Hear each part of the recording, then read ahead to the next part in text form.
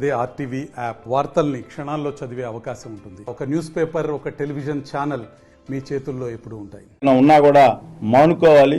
సమాజంలో అందరం కూడా సోదరభావంతో ఉంటేనే సమాజానికి మంచి జరుగుద్ది. కానీ ఇటువంటి ఆలోచనలతో ఒక ఫ్యామిలీ ఈరోజు చిన్న పిల్లలు 4 సంవత్సరాల పాప, ఒక 1 year పాప, ఆ అమ్మాయికి కూడా చిన్న వయసు ఉంది. ఇటువంటి సంఘటనలు చేసి ఆ ఫ్యామిలీ ఈరోజు పరిస్థితి మనందరం కూడా చూస్తా ఉన్నాం.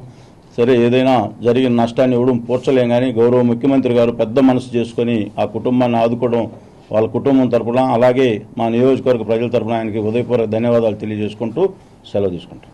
నాయుడు హత్య ఘటన మీకు అందరికీ తెలిసింది. దీనిపై ముఖ్యమంత్రి గారు నారా చంద్రబాబు నాయుడు బాగా స్పందించారు. అలాగే నారాయణ సార్ కానీ, ఎమ్మెల్యే సార్ కానీ, అనితా మేడం కానీ అందరూ బాగా స్పందించారండి. నేను కోరుకుంది ఒక్కటే, వాళ్ళందరినీ నాకు న్యాయం జరగాలి, అతనికి శిక్ష గట్టిగా పడాలి, నా బిడ్డలకి ఆదరవు, నన్ను రక్షణ కల్పించాలని కోరుకున్నాను. దీనిపై ఎమ్మడే 3 రోజుల్లో స్పందిస్తారని నేను అనుకోలేదండి. చట్టరీత్యా అని నాకు అన్నీ బాగా చేస్తున్నారు సార్, వాళ్ళంతా సీఎం సార్ కానీ అన్నీ బాగా చేశారండి. దీనిపై నేను చాలా సంతోషంగా ఉన్నాను. అంతే సార్.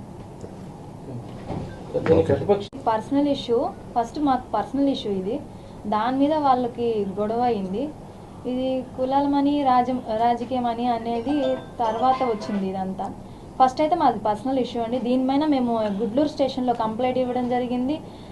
అతను కంప్లైంట్ ఇవ్వడం జరిగింది మా ట్రక్ మీద. సార్ కూడా, ఎస్ఐ సార్ కూడా, ఇది నేను ఎంక్వైరీ చేసుకున్నంత వరకు అది లక్ష్మీనాయుడు ట్రక్ అని చెప్పారు. అక్కడ కూడా మాకు కొంచెం సపోర్ట్ వచ్చిందంటే, ఎందుకంటే న్యాయం మా పక్క ఉంది కాబట్టి సపోర్ట్ వచ్చిందండి అక్కడ కూడా. ఇదైతే అంతా తర్వాత ఇష్యూ అండి. ఇది ఫస్ట్ మా పర్సనల్ ఇష్యూ, లావాదేవీలు ఇదంతా ఏదైనా తర్వాత. మరిన్ని వీడియోస్ కోసం ఛానల్ ని సబ్స్క్రైబ్ చేయండి. లేటెస్ట్ అప్డేట్స్ కోసం వాట్సాప్ ఛానల్ ని ఫాలో చేయండి.